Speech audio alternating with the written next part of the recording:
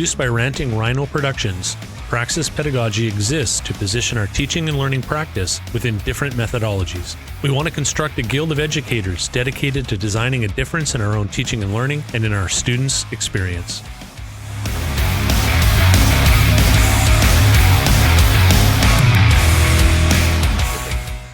Right, here we go. 3, 2, 1. Hey, everybody. Welcome back to Praxis Pedagogy Podcast. So glad you've taken the time to join us on this episode. This is a good episode for me because I have some really great questions, but we have, more importantly than that, we have some really great guests. And so without further ado, how about we just go around the circle and I'll ask you to introduce yourselves, tell us who you are and which institution you are from. Yeah. So hi, Tim. I'm Erwin DeVries. I'm with Thompson Rivers University for the purposes of this study. We did look at multiple institutions, and I also teach with Royal Roads University, but I've worked for many years at Thompson Rivers University in open learning, where we develop and deliver online distance learning and open learning, use open learning practices for many thousands of students. And hi, Tim. I'm Michelle Harrison, and I am also at Thompson Rivers University, and I'm a senior instructional designer and assistant professor. And I also work in the open learning division and have been doing a lot of work with OER and some research into open educational practices.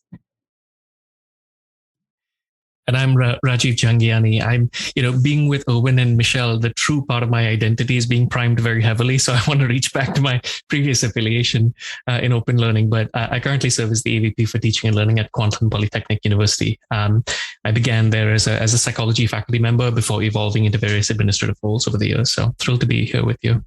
Yeah, it's great to have all of you. Thank you again for taking the time to be here. So the purpose of bringing you here is to talk about this latest paper that you and your team have put together. It's entitled, How Are We Doing with Open Education Practice Initiatives?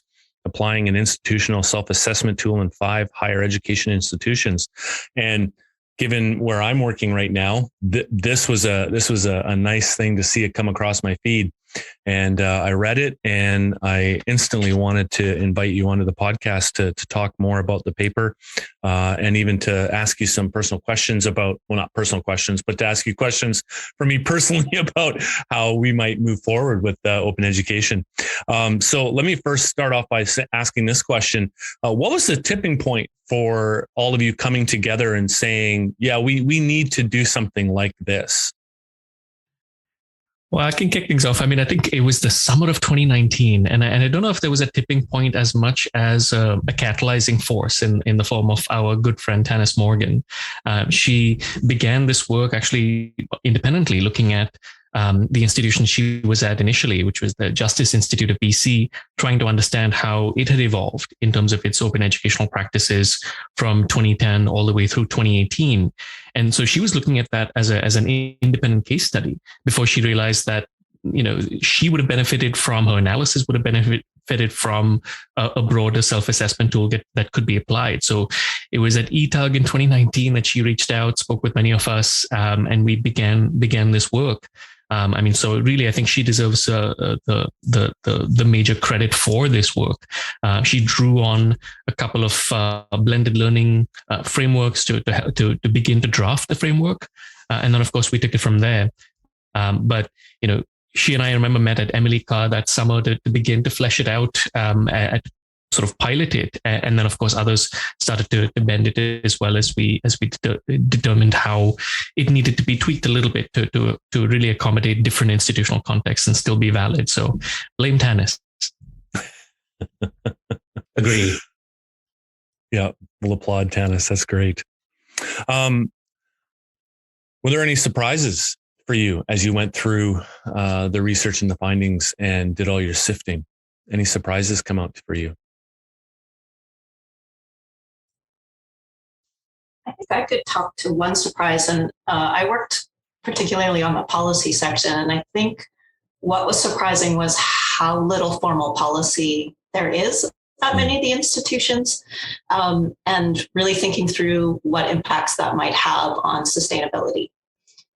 So thinking about what sort of that balance and tension between policy can sometimes interfere with grassroots initiatives, but also without it, I think we can be a little bit vulnerable in our initiatives. So I think that was a bit of a surprise about how we're all doing. We're so far along, but the formal, let's say, structures haven't necessarily been implemented. Mm-hmm. Mm-hmm. Any other surprises? Well, one I could add, and it maybe not a complete surprise, but I think we were all quite taken aback at the extent of the student role potentially within the uptake of open educational practices within our institutions. It's easy to overlook students as a really important part of the organization because we're all working as employees, faculty, whatever of our institutions, and we realize these are the people we're doing it for. They work in policy. They have their own culture. They have their own leadership. And these are exactly the kinds of factors that we started exploring as we got into the study. We realized, yes, students bring a lot of these same issues and really need to be taken seriously, heard and mentored, and seen as a force that can really benefit from a better understanding of and with their advocacy for open education practices. And they have more of an impact, I think, than we realize, and more of a potential impact in the future. Mm-hmm. I quite agree. I mean, I think, I think, I don't know if I would call them surprises as much as sort of, suspicions that were confirmed along the way in some part. I mean, because we work within the same sector, within the same province, but there's tremendous diversity right across the nature of our institutions. And that goes from, the policy question is a good one. In some contexts, it was very clear that the most effective policies would be ones that effectively codified existing practice, as opposed to trying to drive things through a policy lens. But whether or not we're talking about individual course level, instructor level control over the, let's say, choice of pedagogy or course materials, or if that's centralized, it really affects things.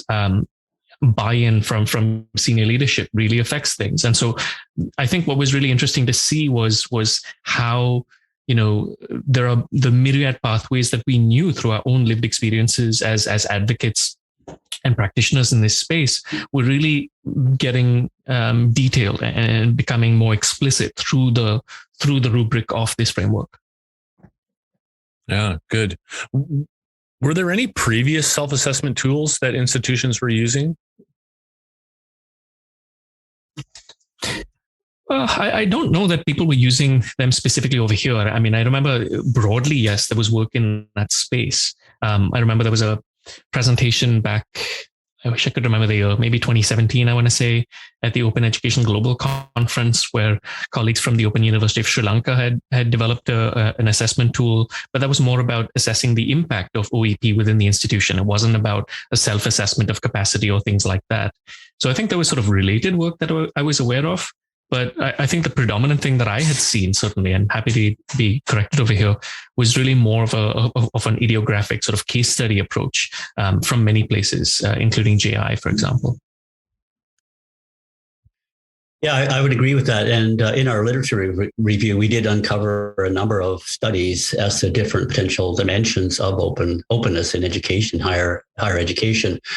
But in terms of a tool to actually engender discussion at the institutional level and using the institution as a unit of analysis, that was an approach we really wanted to bring to that literature as well as to the insights that we brought to the study.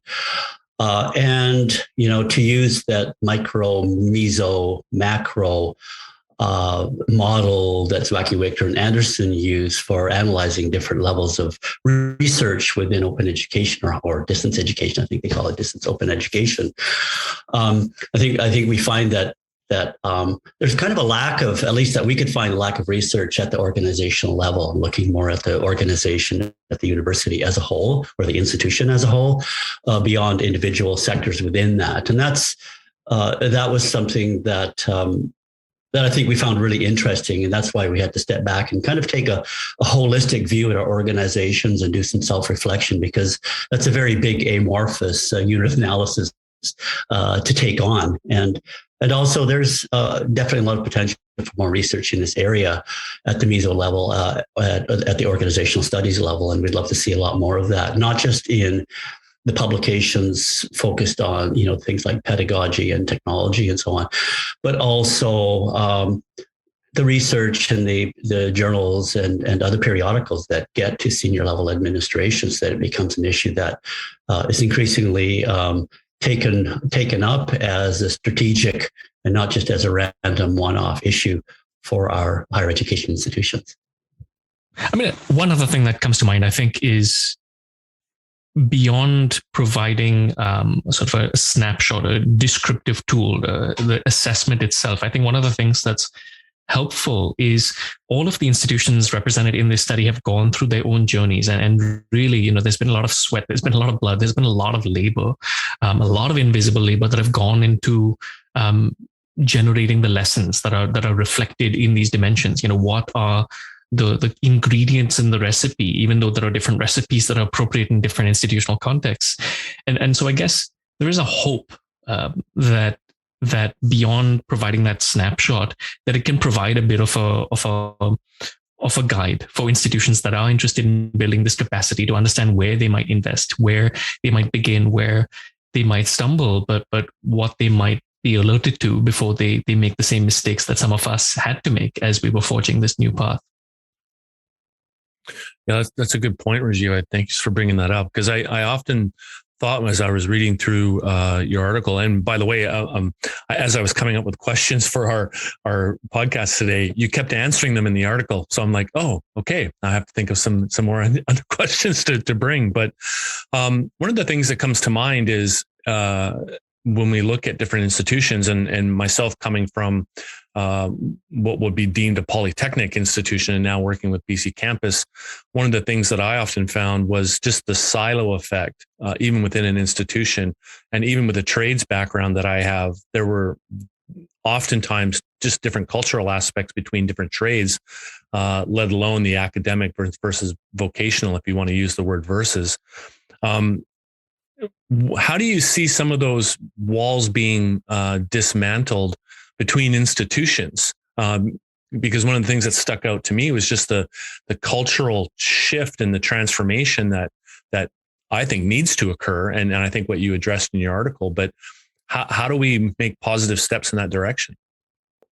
If we are thinking about silos within the institution, just to start there, I think one of the things that personally we've found is having a working group really open, that people are invited to be a part of. And at TRU specifically, we've seen that really grow over the last few years.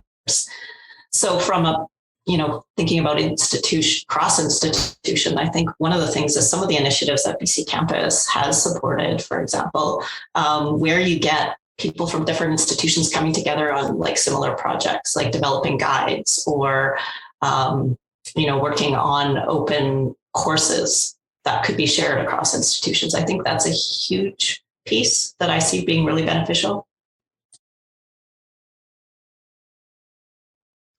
Yes, and there's multiple roles that could take place both inter and intra-institutionally.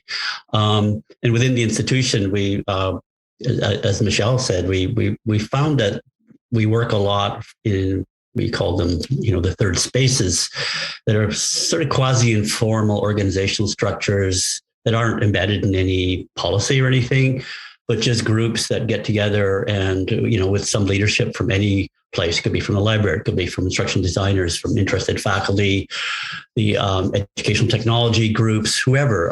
It gets started, and then from there it kind of filters out into different directions. But as we said earlier, without that emerging policy framework, it's difficult for that to get traction in the wider picture. But among institutions, certainly within British Columbia, we've been very privileged to have a lot of funding, almost $6 million here in BC from the provincial government over the last, 5 or 6 years. We've gotten some great funding from the Hewlett Foundation through BC Campus. So that really helped inject kind of almost an incentive for the institution. That's the kind of money that people pay attention to, and it gets them going. But still, there still has to be some infrastructure and collaboration. The collaboration outside of the institution, and let's say around the province, which is, in Canada, higher education is a provincial jurisdiction. So a lot of that collaboration happens at the provincial level. And certainly with a lot of support from BC Campus, but the instructional designers, librarians, faculty all have their own different students have their own organisms to be able to collaborate amongst themselves. And so that's another layer in this complex matrix that we could pay attention to in terms of interinstitutional collaboration. Yeah, I see the impact in a few different ways. I mean, there's sort of the informal inspiration that's always happening. You see what's happening elsewhere, you learn from them, you hear about it, whether they're talking about it at conferences or elsewhere. There's the, more direct collaborations. Certainly, like at KPU, we've worked with colleagues at the Justice Institute when it came to an OER for criminology project that we knew would be, best produced through a bit of a collaboration and then certainly have much more impact. But then, of course, community in general, and a huge credit to BC Campus for building that so much, creating that space where we can come together as institutions, talk through these issues and learn from one another. But in so many ways, I feel like, and Michelle, I think you spoke to this in terms of the working group as well, and how that's gained such steam. Typically, these working groups are cross-functional. So these are very much cutting across different areas that would normally be fairly siloed. And I feel like in many ways, open education, even within an institution, is pushing back on what is fairly traditional fear and let's say territoriality, right? Even as an instructor, I don't want to share what I'm doing in the classroom with somebody else. I don't want to share my materials. I'm afraid that my secret sauce will be stolen. And to some degree, you can scale that up, as Erwin said, from the micro to the meso to the macro level. Institutions are highly territorial and can be incredibly competitive. So in some ways, both at the course instructor level as well as at the institutional level, I feel like the embrace of open education is really, really pushing back against this general sense of competition and territoriality. And so that's certainly my hope, but that's what I've observed. Can I just add one other thing? Thinking about going back to the idea of invisible labor, I think too, you see a lot of OER development across institutions with faculty members all getting together to say, we need a resource for our students. We're going to work together on that. So I've seen a lot of projects sort of emerge cross-institutionally just through, it takes a lot of work to develop a really good quality open educational resource, for example, and we can work together to do that. So what does a good policy or a good successful OER policy look like? That came up a few, and I know that there's got to be some smart one sentence answer to that question, but what would it look like? Because, I'll just give you some time to think, but I look at UBC where they've implanted OER and OEP into their promotional structure, which is fantastic. And then Rajiv, you mentioned it, that there are other institutions that don't want to share. Thank you very much. We create, we keep. This is what we believe is our competitive edge. How does a successful policy get built, and what's it look like? Well, let me jump in on this. And we had a lot of discussions about it, and it's unfortunate that Christina Hendricks from UBC couldn't make it here, but shout out to Christina, who was able to speak to a lot of these things that are happening at UBC, including that particular policy. But I think one of the things that we found as we kind of delved into a discussion about that was sort of the difference between kind of a mandate to do things versus a permissive policy, like a policy that encourages, allows, breaks down the barriers. And generally speaking, the latter is probably a stronger way to do policy. In other words, something that breaks down barriers and enables openness to happen. But there are certain areas where, if possible, that there are certain things I think that we also found it would be good to just have a clear policy on when open, licensing or whatever actually should apply. But when you start to do that, it does become more politicized within the organization. We recognize that these things have to be discussed, negotiated, and not just pushed onto the organization either. So there's that kind of complexity that, again, goes back into the bigger picture of organizational change and how to effect change effectively, in a way that encourages buy-in, participation, engagement, and support. So it's a good question, and it becomes a really big one. one of the things that comes to mind is focusing policy around maybe recognition, rather than as Erwin was saying, like you can't mandate. But for example, at TRU, we are slowly, like every faculty is redoing their promotion and tenure guidelines right now. And so it's encouraged that open OER development, open educational practices recognized in each of those documents rather than you must say. So I think that's one of the things maybe that's helpful is recognizing the value, and somehow it becomes from grassroots into policy rather than a top-down piece. Yeah, I quite agree. I mean, I mentioned earlier, I do believe that in most contexts, effective policy is one that codifies existing practice. But by itself, I don't think policy is going to help you. I mean, it needs to be wedded to the practices, to the procedures, and even with policy, there's big P policy and there's little P policy, and it's often the little P where the action really is, right? So at KPU, I can point to intellectual property policy, big P, which talks about, encouraging, working with OER and of course, open access scholarship and open science practices as well. But it doesn't mandate it, right? Because, a critical part of openness is that agency. And so I do think if you start to sort of mandating that's going to be quite problematic. But I think part of what's magical about the policy piece, of course, noting that it needs to reflect your institutional culture, acknowledging where the stumbling blocks are. And so to Christina's case, at UBC, it was the students, it was the AMS, the Alma Mater Society of UBC, whose successful advocacy at Senate led to the change in their tenure and promotion policy. That was not a faculty-driven policy. It wasn't an admin-driven policy. It was a student-driven policy, right? Now at KPU, it's a very different context. We couldn't give a fig about tenure and promotion because that's not how we do things at KPU anyway. But for us as a teaching focused institution, what was more powerful was having a lever where, every course that comes up for review every 5 years, or every new course that's developed has to now undergo a search for relevant OER. But even that is not mandating, right? So you can see and you can decide there's nothing available, there's nothing that's relevant. The choice is always left with the instructor. They are the expert.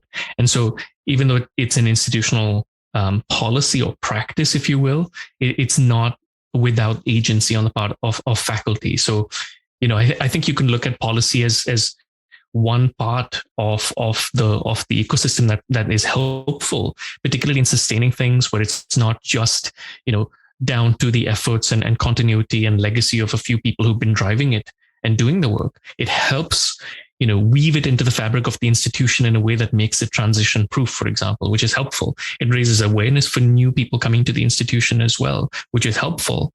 But, you can just as easily have a policy that doesn't have any of those surrounding factors, that just sits on a shelf, like so many DEI policies, may I say, and doesn't have an impact at all at the institution. So how do you see the connection between good policy and sustainability? Because I know you made a connection with that in your work here.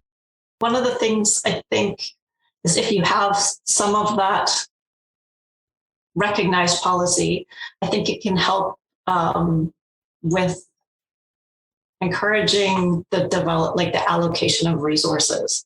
And I know at TRU right now, we're going through a leadership transition. We had a very, very supportive provost who was providing funding for OER grants. So without some recognition necessarily within our formal documents, that possibly could fade away. So there's advocacy happening from our Open Educational Working Group right now to continue that kind of funding to support sustainable growth. But I think that wouldn't be as strong if we didn't have some of those more formal policies starting to be implemented. Mm-hmm. How did COVID affect your study? Or did it? Just made us use more Zoom. Yeah. Yeah, sure. Pragmatically speaking, yeah, you had to meet through Zoom, but specifically we didn't have to collect data. Right. We didn't have to collect data from the field. So it was a self-reflective exercise. So we did all of it amongst ourselves. We recorded it and then had it transcribed and analyzed. But so I think you could think of it as an early stage study where kind of tried to lay out maybe something of a research map or agenda. It's preliminary, but it would be, but the whole idea being that the tool could eventually be used and already is being used. The tool that came out of this study for institutions to do their own more in-depth analysis on their own. But at this point, we didn't take it to that stage. It would have been too early. And so it actually coincided well with the fact that we weren't able to get out and interview people and do things like that. Right.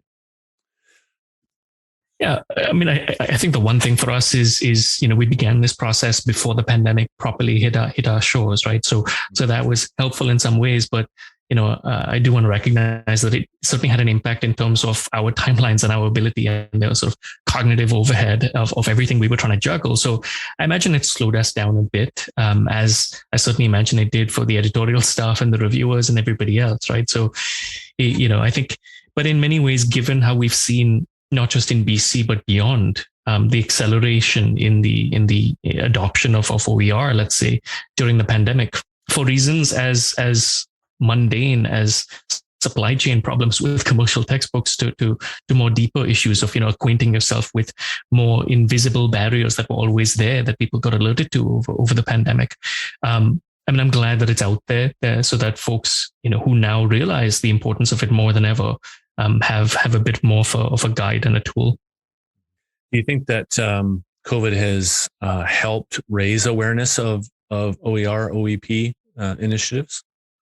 It's interesting, right? I mean, sure. I'm going to say sure, but I think it's one of those events that can really also polarize in many ways. I mean, I think one has to recognize that with open ed, we're often talking about students and the student experience and barriers faced by students, but certainly barriers experienced by educators came into relief just as well over the pandemic.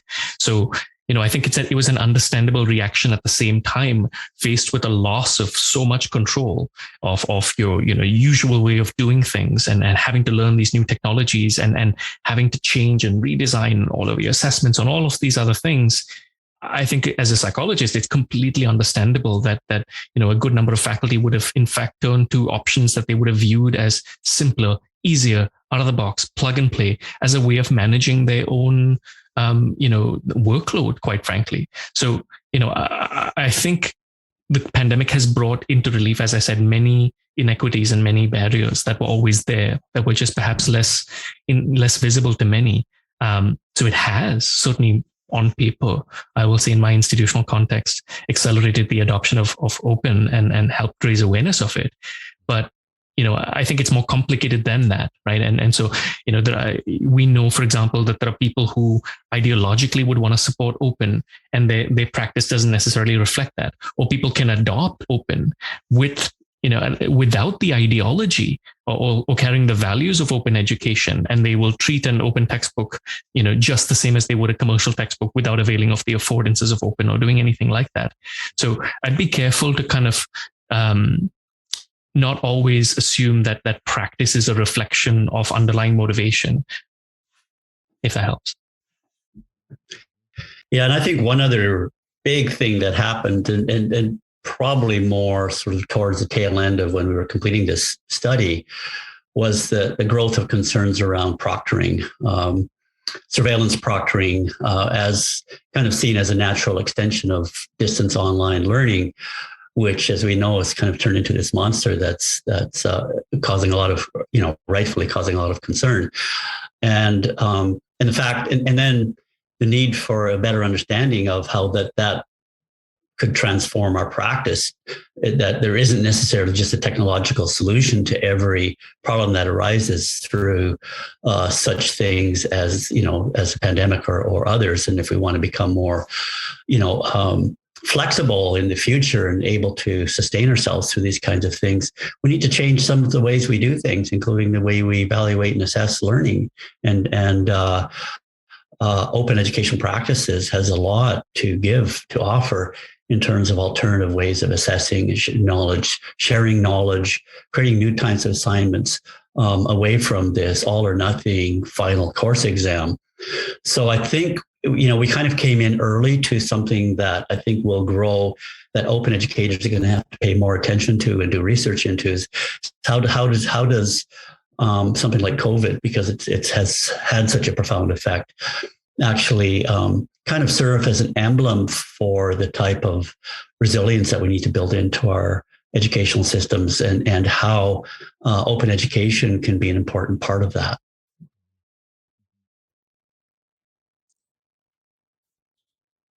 I think the other thing that really came to the fore was the idea of the balance of openness, as well as privacy, and our students' privacy. Sort of, you think about surveillance and where education is happening. But I think we need to be particularly aware of ensuring students have choice, and Rajiv talked about agency. So building that in, I think, is really important, and keeping that in mind as we continue to evolve our practice. I think one of the things I'm grateful for is even before the pandemic hit, but it's sort of been happening concurrently as well, is, I think over the last 5 years, the open education movement has been maturing. And I know that's been threatening to some folks, and it's viewed as, it's divisive and not united. And well, it's a more nuanced discussion now.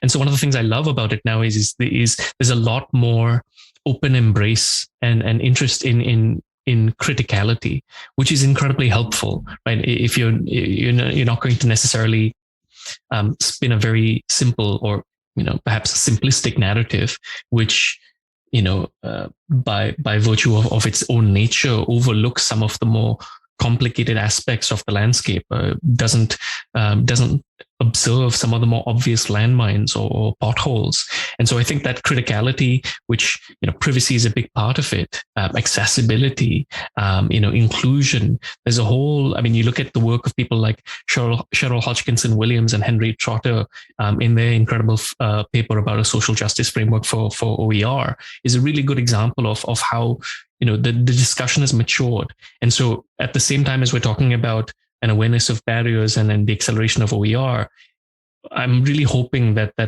what is inspiring people is not a simplistic, adopt an open textbook and the world will be a better place, but it's a much more nuanced discussion about when open is appropriate, and if we're advancing open, how are we doing it? Because you can certainly do harm with the very best of intentions, even with open. Mm-hmm.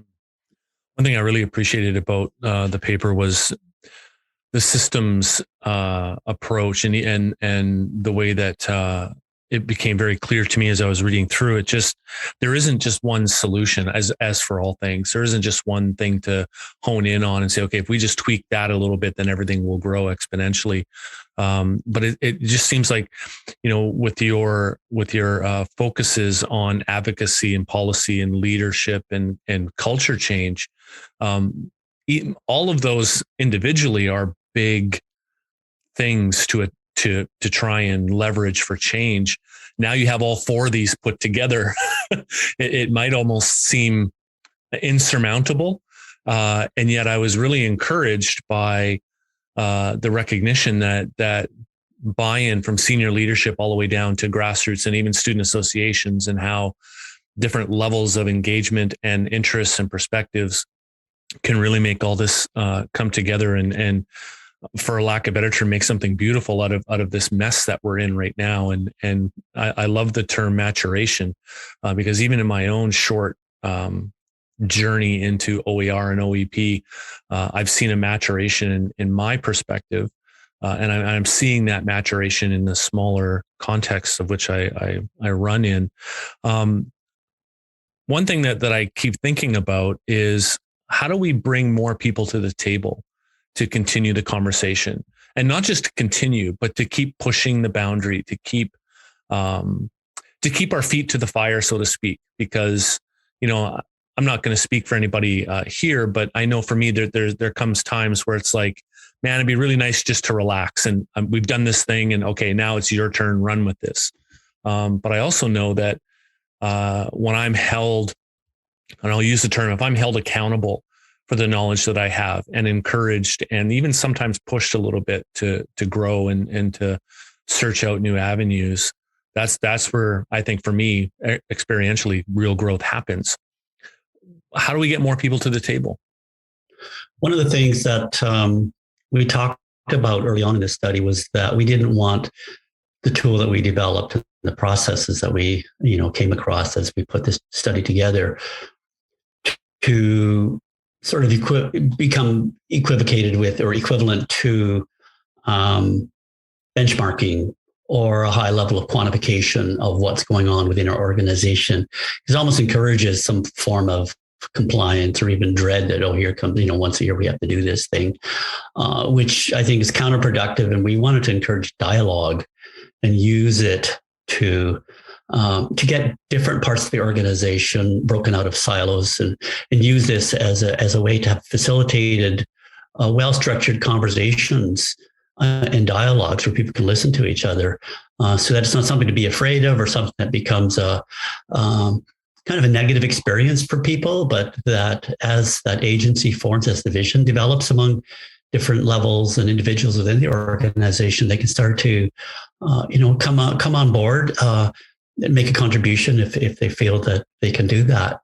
So I think that was an important part, was we didn't want a rigid, structured, highly mandated process, but just an encouragement of dialogue that would have obviously eventually lead to concrete steps like, policies for the longer term. But I'd have to agree with you. And I think we all would, that you can't just force something like this, that we have that we need to move slowly, maybe move slow and fix things rather than the ed tech mantra of move fast and break things. No, we don't want to break things, but we want to challenge and, move forward in a caring and, compassionate way, I think, towards listening, hearing, sharing, and looking for the opportunities when they arise.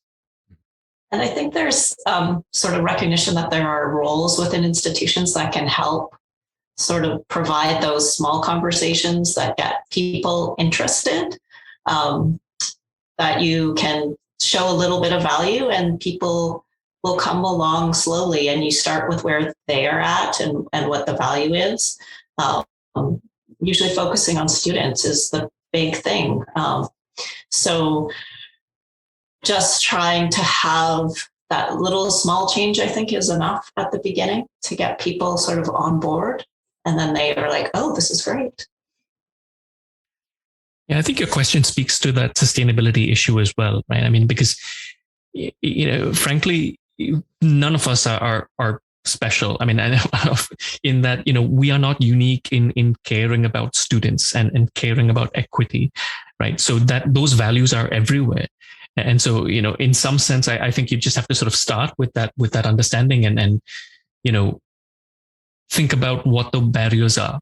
Is it that people don't know about this stuff? All right, then we can deal with it in terms of awareness. Is it that they know and they care, obviously, but there are some other barriers to their participation or even their leadership, and providing those opportunities, getting out of the way, and honestly, it hasn't been an issue in my institutional context. And I look at, people who've emerged as incredible leaders in the open ed space over the last few years, people like Arlie Crothers and Melissa Ashman and Andrea Niosi. And there's this revolving door of incredible, faculty advocates and student leaders at different institutions. So, I think if it's not obvious where others are, you're probably just not looking hard enough. But the door needs to be so wide open over here that there's a constant need to not just have people sit at this table, but there's a constant stream of new tables being set up all over the place. Well, thank you again so much for taking the time. I have one more question to wrap up, and I'd like to hear all three of your perspectives on this last question. How are we doing? How are we doing? In part, I immediately interpret your question as sort of a wellness check, quite frankly, given the state of things right now. So, how are we doing? I don't know. We're sort of grateful, holding our breath, both at the same time, serving as caretakers, trying to make sure, the communities that we are trying to serve are going to make through the rest of this, I don't even know how to describe this ongoing experience at this point, but just that we can make sure that the centering of the human in open education is something that I think reflects all of our approach in our work anyway. And so I think it's mainly just trying to be mindful of the people whom we work alongside, who we care for, who we, are responsible to. So, like with everybody else, one day at a time. Yeah, and also in terms of how we're doing, I think certainly at the early part of the pandemic, we were basically flooded with the challenges, and it was more about filling sandbags and plugging up the leaks as much as possible. But in the longer term, filling sandbags isn't good enough, and we have to rethink our whole water management, just to take this somewhat weak analogy a little further. So I think we're at a stage where, in some ways it's a really good time to be thinking about how can we improve our practices so that when the next flood comes, and I mean that both metaphorically and for real, that we're in a better position to carry on, because we've thought about the world in that particular way and about how we want to respond to it, break out of our bubble of what we're comfortable with, but recognizing that particularly those who provide the support for all these practices and technology, many of them are beyond burnt out. Just like a lot of the medical staff, I think a lot of the caring professions, and I think of education as a caring profession, people are exhausted, and so we have to try to keep the burden as light as possible, but still at the same time have that longer term goal in mind. And so it's a long game. Open education is a long game. It's not a switch that we flip off and on. But I just want to encourage all our colleagues throughout, around the world who are doing this thing to hang in there, to share this vision, and to, we keep supporting each other and moving forward. I would echo everything. People are tired, and I think, but I think it's been very encouraging to see some really innovative practices come out, and people and faculty and colleagues embracing the learning that's happened. So that this January is very, again, it's just a switch. So I think we're a little bit better prepared because people had been rethinking through assessments and the use of OER where possible, and the use of technology and those things. So yes, everybody's really exhausted, but I think our open practices have helped just a little bit. Tim, I know we're getting close to the end of the cast, but I do want to not leave as well without, I know the voices of 3 of our co-authors are missing from this podcast. So I certainly wanted to make sure that everybody listening knows who they are and knows about their incredible work on this. So Tanis Morgan, we've mentioned, she's now at Vancouver Community College. Elizabeth Childs from Royal Roads University, and Christina Hendricks, who's also mentioned from UBC, of course. And they're in fact the first 3 authors of this article. And of course, without them, none of this would have happened, Tanis in particular. But I certainly hope that, we've done some of the intellectual labor justice. But if you don't know about them, please do go look them up. All of them are doing incredible work individually. Yeah, thank you for that, Rajiv. All your contact information will be available in the show notes with the episode, as well as a link to the paper. And I would highly recommend everybody go and read this paper and reflect on it a lot. And I know that all of you I have followed at various distances virtually, and I appreciate all of your input. And I know that I will go back and reread this article again and again as the weeks and months go by. And I do too want to echo what was said here, that there are a lot of people tired, and a lot of people, if they haven't already, are reaching that stage of being burnt. And I just want to extend a huge thank you for all the work that they're doing, because I see a lot of the empathy that is going out towards the students, and that can be taxing. And so I wish all of you well, not just the three of you here, but the other three authors of the paper, and all of you who are listening. I wish you well in this journey of 2022. And thanks again, Rajiv, Erwin, Michelle, for taking the time to be with me today. I really appreciate it. And I value everything that you guys are doing. Thank you so much. Thanks, Tim, for the invitation. It's great to be here and to chat with you. Yeah, thanks for having us. Yes, thanks, Tim.